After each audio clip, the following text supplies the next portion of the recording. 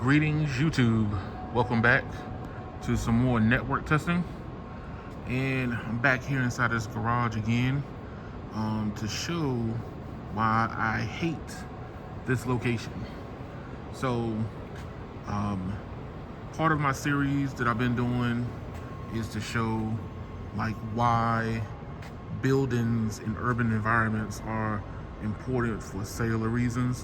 One is for density, and two is for hard surfaces. So radio frequencies bounce off hard surfaces.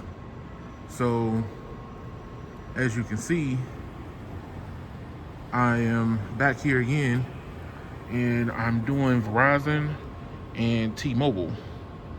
And the funny thing is backing up to this spot right here changes T-Mobile and Verizon speed by at least 30%. So I'm back in the same exact spot. I'm next to this caddy. Let's show you the location again, just in case you want to double check my work.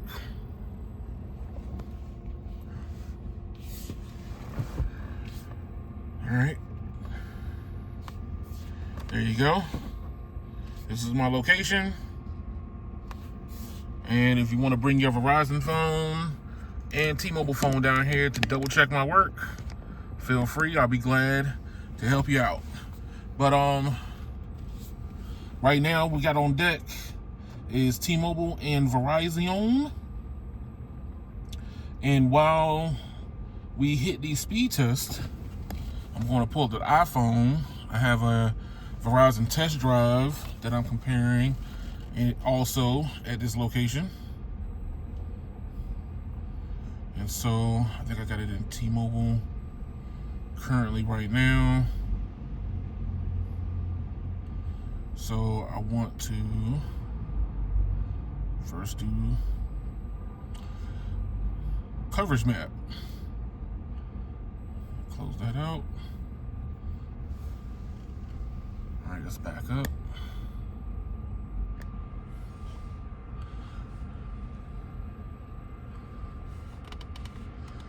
Coverage map on iPhone, and then coverage map on Android. We got 26.5 down, 9.4 up. On the Android phone, we're on band 66 now at negative 120.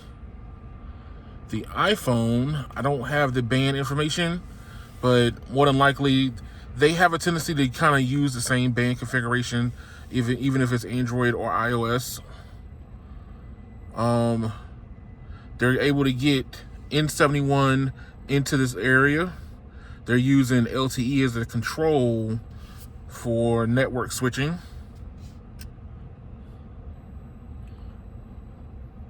So 0.35 down and 0.29 up. All right, so we're going to test again while I switch. And we're going to pull up Verizon. I'm still not used to this iPhone. Cellular, primary to business. And then airplane mode.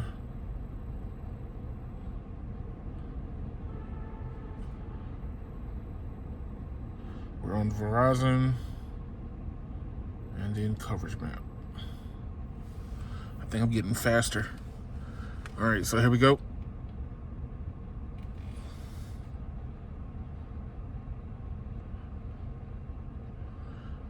So this is Verizon on iPhone. On Android, it was 83.7 down and 677 up. 6.77 up. On the iPhone, it's 32.2 down and 0.25 up. All right. So we did coverage. And then we are now in standalone N71. Will that help it in the testing? That's the question. So speed.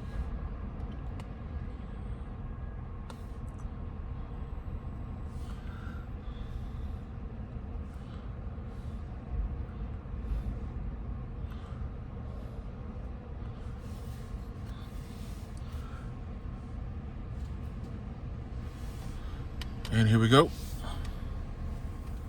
It improved the upload a little bit from what I could tell.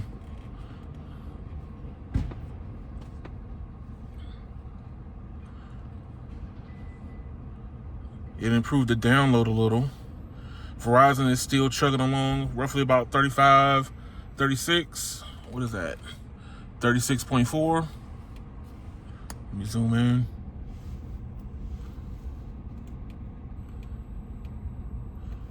Standalone did help T-Mobile on this one. 20.5 down and 0.72 up. Verizon at 36 down and 4.16 up. Now, I'm going to go above this garage up to about the main level, and I want to show you the difference. But also at the same time, just moving backwards a couple of feet makes a difference. So just me going backwards. So right now, moving back to the parking spot directly behind me, because I had to wait for somebody who went into the Safeway to come out, and I wanted to get back into the same exact spot. If you're gonna test, you gotta test thoroughly, which means that you gotta wait for some people. But just moving back a couple of feet changed everything for T-Mobile. They have a little bit a stronger signal just moving back. Verizon even improved more as I move back, as you can see. Zoom in.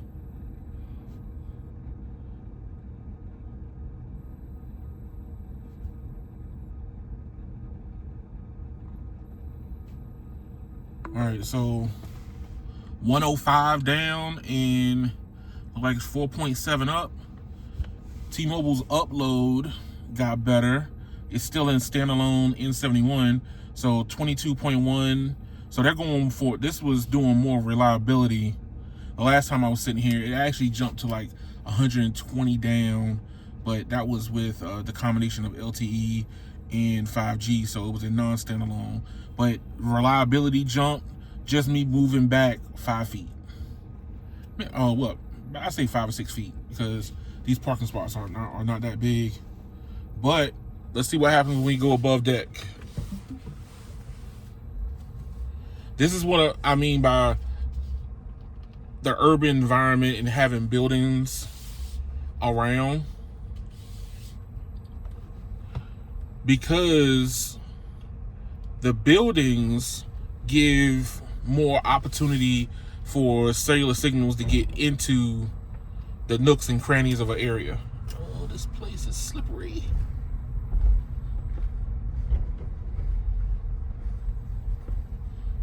All right.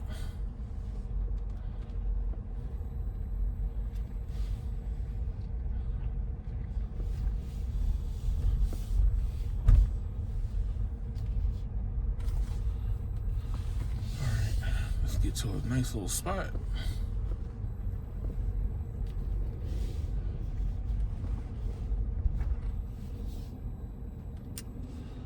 All right, so now we're above ground. T-Mobile has switched from N71 standalone to N41 standalone. Verizon has improved on their cellular side and is not taxing it as much, so it's still on band 2. And the RSRP is down to -91 now. T-Mobile has greatly improved and is down to it upgraded up to N41. So that lets you know that inside that garage, it was not going to get anything good. So I'm going to do that. And then at the same time, let me set up so I can pull up the test drive.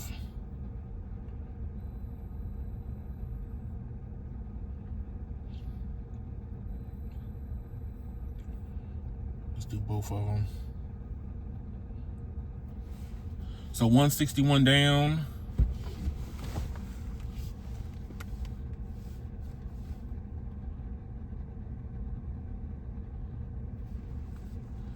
Like about 20 up for 22 up for Verizon on band 66. So it's switching between band 2 and band 66. Currently, T-Mobile is still solidly on N41. 419 down, 7 up. So drastic improvements being inside that garage versus outside that garage. There's no buildings around to aid for indoor penetration inside that garage. Even though it has big windows inside, it's not giving it the reliability it needs to be able to, get frequencies into tighter spots. All right, so this is Verizon first. Let's back up.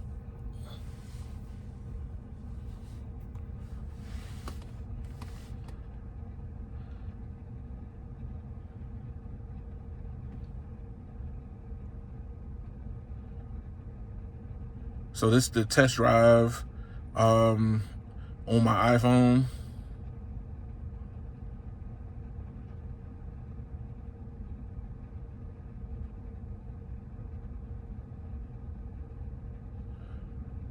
$116 down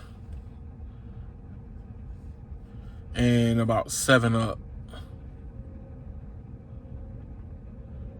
All right. And then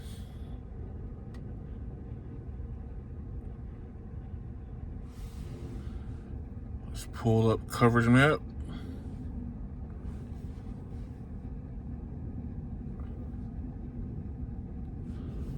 Let's start that. Go back close.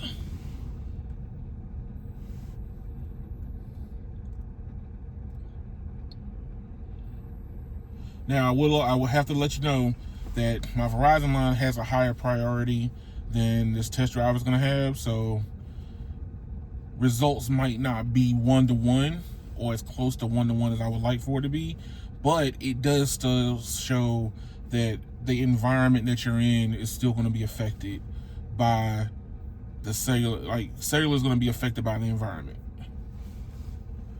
All right, zoom out.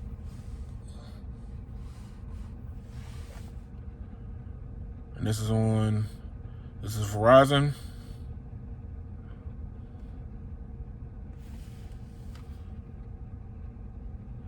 $129 down, 25 up on the Android phone.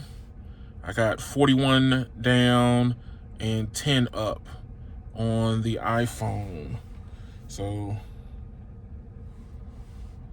now we're gonna do T-Mobile again.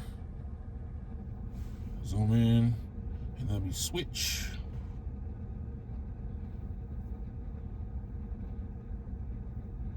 Boom. Let's see if I've gotten better at this. Cellular from business to primary. Back up.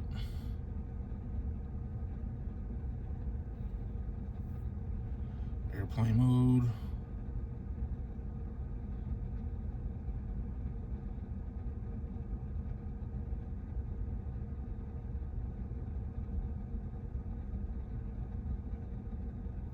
All right, we switched to T-Mobile, and while that was doing that, 404 down, 7.74 up.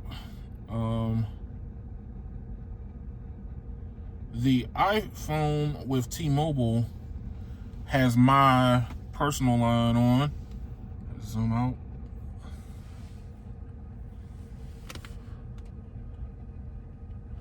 So they should be just about as close as they can possibly be.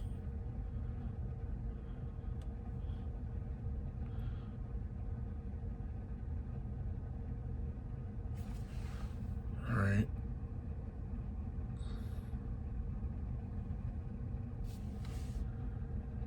$117 and 1.1, and then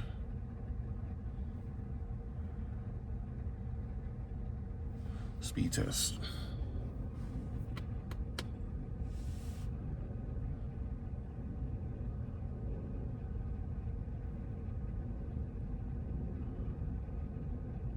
I do find that coverage maps is a little bit more conservative, where speed test is a little bit more aggressive. So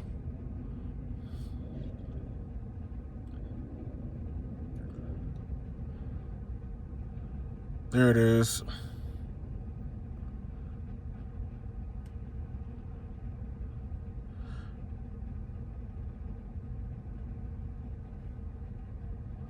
$361 down. Looks like it's going to be about 5.5 up. And to give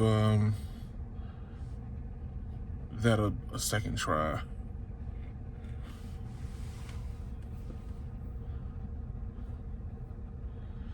All right, so there are differences between the iPhone and Android. There's not massive differences. I think that when on low RF environments, like being inside of that garage, the iPhone does a little bit better, but Android is not that far behind. So, network side, imperv. We're gonna let it auto select. They selecting the servers haven't really been working on this app as much, so I don't want to interfere with it too much.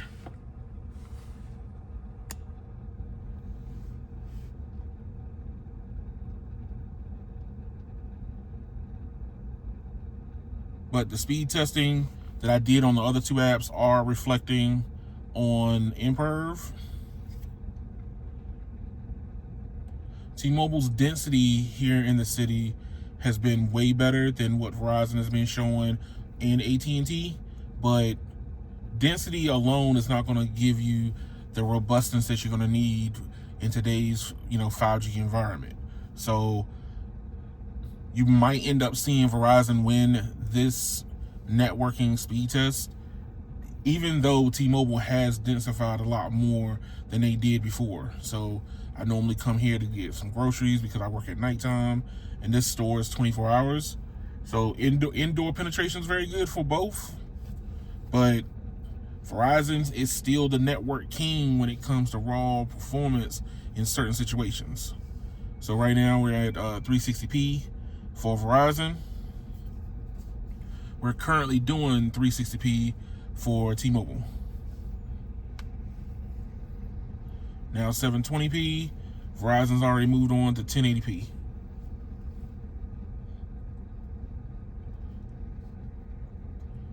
Okay, so while we're waiting for T-Mobile, 290 down, 20 up, 70 millisecond ping. So we're not even going to really count the millisecond ping due to the fact that I can't choose the server that I want to go to. You'd always choose the closest server to you. That way it cuts down on latency. T-Mobile, 434 down, 6 up, 55 millisecond ping. And the last test that I do at every site is I'm going to download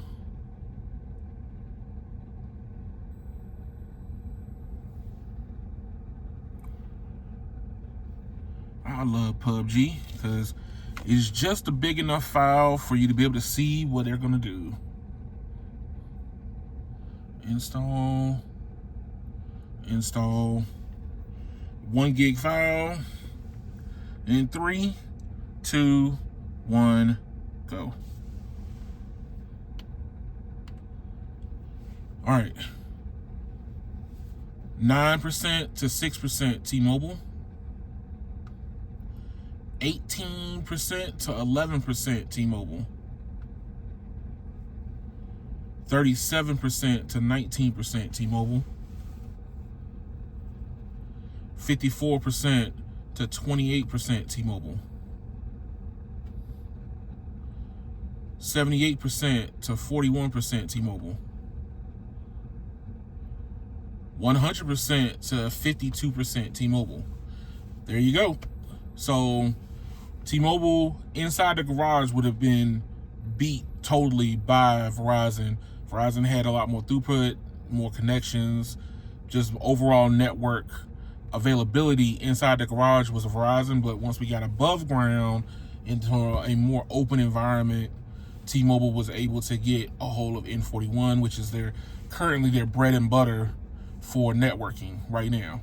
But that's the reason why it was standalone in 71.